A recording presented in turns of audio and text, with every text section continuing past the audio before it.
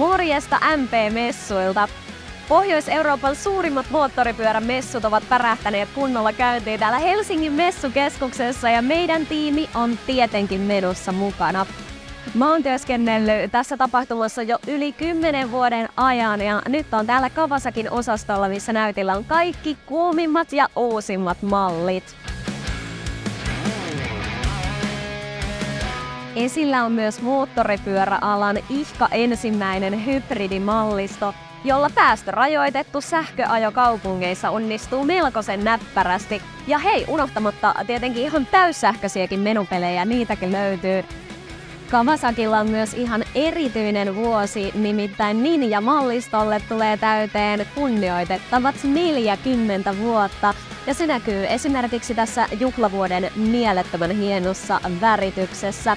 ZX10R tässä testailen ja eikö se ole aika mutkea?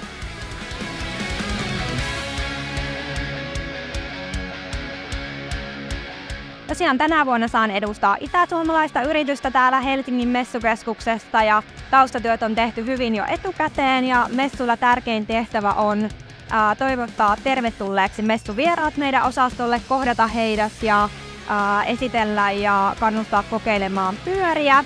Innokkaimmat pääsee myöskin sitten ihan koeajoradan puolelle.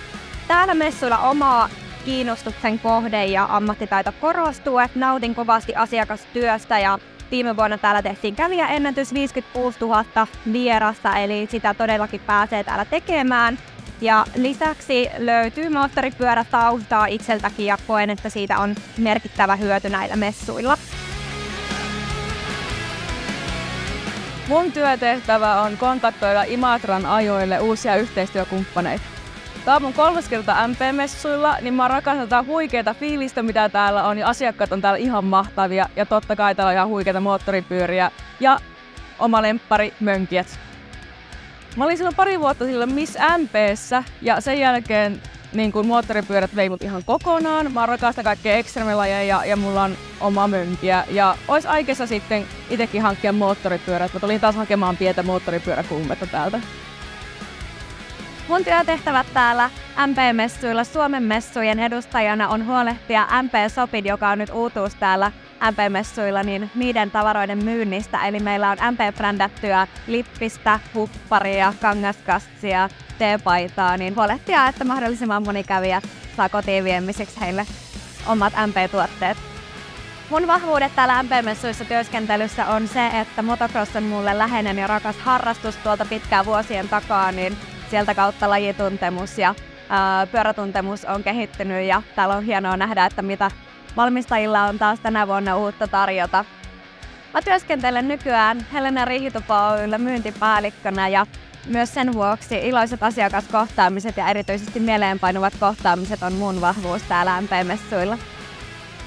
Mun työtehtävät MP-messuilla on tänä vuonna vetää Pääpyörälle podcastia, eli pääsen haastattelemaan siellä kaiken näköisiä tyyppejä, ketä sinne Niko ohjaa mulle, ja sitten teen myöskin jonkin verran somea MP-messuille.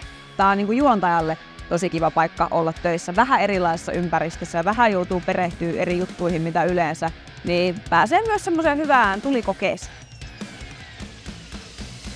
Mun tehtävästä on MP-messulla tuoda asiakkaita Novavoxin pisteelle ja kertoa näistä Novavoxin tuotteista. MP-messulla on aina hyvä fiilis ja tunnelma on katossa. Moottoripyörät on lähellä sydäntä ja sen takia täällä MP-messulla on kiva olla ja työskennellä. Viime vuonna pääsin osallistumaan MP-messuille ensimmäistä kertaa Miss MP-kilpailun muodossa ja voitto sieltä tuli, joten mikä sen parempaa kuin tulla tänne verestämään muistoja ja tekemään hommia tämä tuleva pikkumotoristi kyydissä tänä vuonna sitten tällä kertaa. No mun työtehtäviä MP-messuilla kuuluu näiden loistavien MP-tuotteiden myyntiä, asiakaspalvelua ja tänään on päässyt tekemään paljon myös asiakkaiden neuvontaa, että messukävijät tietää mistä mitäkin löytyy.